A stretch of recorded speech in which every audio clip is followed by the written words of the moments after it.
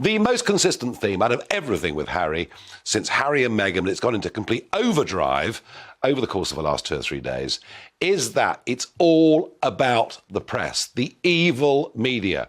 That media that directly led to his mother's death, that media who've now been fed by Buckingham Palace, because Buckingham Palace, particularly Camilla the Spinner, did not want Meghan and Harry to be too popular. So it's all the fault of the press. And he is, Kelvin MacKenzie, former editor of The Sun, he is the victim of all of this. He is utterly blameless. He has never done anything wrong in his life. I guess at one level, if you're a member of the royal family, the press can make your life quite tough. But I mean, it's like politicians, isn't it, to say, you know, it's like saying that a captain blaming the sea. You're born into this establishment position, and therefore comes a scrutiny with it. Very painful. Painful for you, painful for me, painful for anybody, even in the small way of the public eye, especially in private life issues. You've just simply got to get on with it. What was clear in a rather poor interview by Tom Bradby of the ITV, if I was the head of news at ITV, I'd take him to one side and say, look, mate, why don't you start asking some decent questions like, why don't you hand back your title? Or by the way, don't come back to our country. We don't want you. What do you feel about people not liking you? Very poor interview. He should hang his head in shame. Is that because he's too matey with him? Prince Harry's ITV interview was meant to be his redemption moment, a chance to speak his truth, heal old wounds, and rebuild his public image. But according to veteran broadcaster Kelvin MacKenzie, it turned out to be one of the poorest interviews of Harry's career. And for many viewers, it was nothing short of excruciating.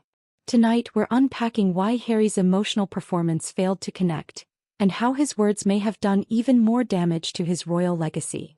Let's be honest, anticipation was sky high. ITV teased this as the most candid Harry had ever been, a man finally ready to reveal the truth. But from the very first moments something felt off. Kelvin MacKenzie, who's seen more royal interviews than most of us have had hot dinners, called it very poor. He described it as over-rehearsed, emotionally shallow, and carefully manipulated to make Harry the perpetual victim. And he's not wrong. Instead of humility, what we saw was defensiveness. Instead of empathy, there was anger. And once again, Harry's narrative centered around the same themes: the media's cruelty, the monarchy's coldness, and Meghan's suffering. It's a script we've heard before, and the public's patience is wearing thin. When Harry talks about his truth, it's supposed to sound authentic, but this time, even his supporters struggled to believe it. Every pause, every tear, every dramatic pause felt perfectly rehearsed for television. MacKenzie pointed out what everyone was thinking. This wasn't raw emotion. This was performance. A man trying to rewrite his public image but ending up exposing just how lost he's become. And while the ITV interviewer kept things polite, there was no real pushback, no challenge. It was Harry's show, Harry's script, and Harry's reality, with no one brave enough to interrupt. Yeah, absolutely. It was his mate. How did he get the interview in the first place? Yeah. He didn't get it because, you know, there's some nasty bugger like me saying, boom, boom, boom. He got it by, now tell me, Harry, how long have you been unwell for? Oh, have you? It's funny you should mention that. I'm unwell. What tablets are you on? Well, I'm on these ones. Who's your therapist? Oh, it's Dr. Tom, is it? Oh, I rather liked him. I actually preferred his sister. So that was poor. I thought that was very poor.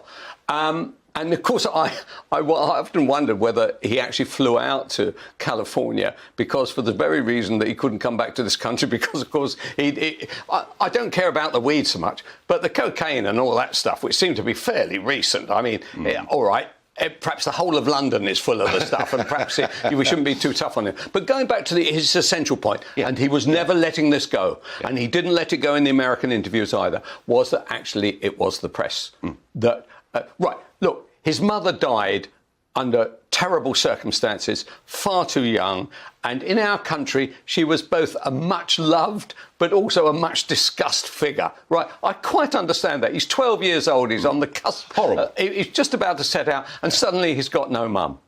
And some of the points he made about having to shake hands with people, he didn't want to smile. It was his mum. I quite understand all that stuff.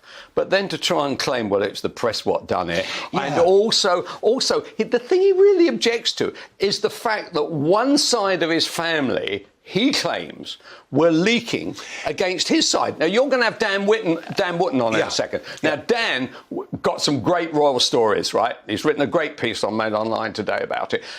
He will tell you that the other side were constantly rebutting and also leaking against the Charles and William axis. What he objected to was that he was the spare. And he never got to grips with that. And that will be with him for the rest of his life. And the most interesting subject matters that I notice when I'm talking to friends and colleagues is this one. If that interview takes place in 7 years' time, where will Meghan be? Will that marriage survive? No. Because you've seen this guy and you've thought to yourself, there's a barn pot. If I've ever seen a loser, that's him. He blames everybody. Everybody's a victim. Even the Nazi uniform. That wasn't his fault. No. I had a choice between that and looking like Bar Black Sheep. And I said to William, "What do you think?" And they all laughed. And they said, "You should go for the Nazi." But what about individual responsibility in all this? There's none. He hasn't got any of it. I'm afraid. And the other aspect, why didn't Bradbury ask him the straightforward question, if you have so much angst about your family, why don't you give up the title and set out on your own? And the answer to that is, you know why? Because as the Duke and Duchess of Sussex, he can make 80 million quid from the idiots at Netflix, who must say to themselves, by the way, what about this book? You didn't mention any of that. All the good stuff's in the book. And also, I've had a $5 million advance from Penguin Random, and that's because I am the Duke of Sussex. However, if I was Mr. Harry Windsor Esquire, right, or as somebody rather nastily said, Mr. Harry Hewitt Esquire, I thought that was vile. Nasty. Below the belt. It was below the belt. Yeah. And if that was it, what would he get for his book? 5p? I agree. And would he have to pay for it? Kelvin, if I was in charge, I would disinvite him to the coronation. I would strip him of being fifth in line to the throne, having trashed this country. What would you do?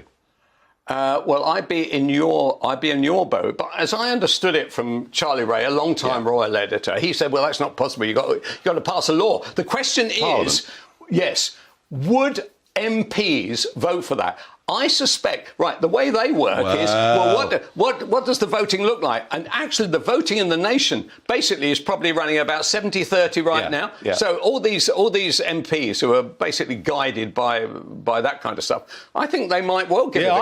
I do. But we should ask the question. Public reaction was brutal. Viewers called the interview self-indulgent, tone-deaf, and even painfully awkward. For many, this was the moment they realized Prince Harry's charm had officially run out.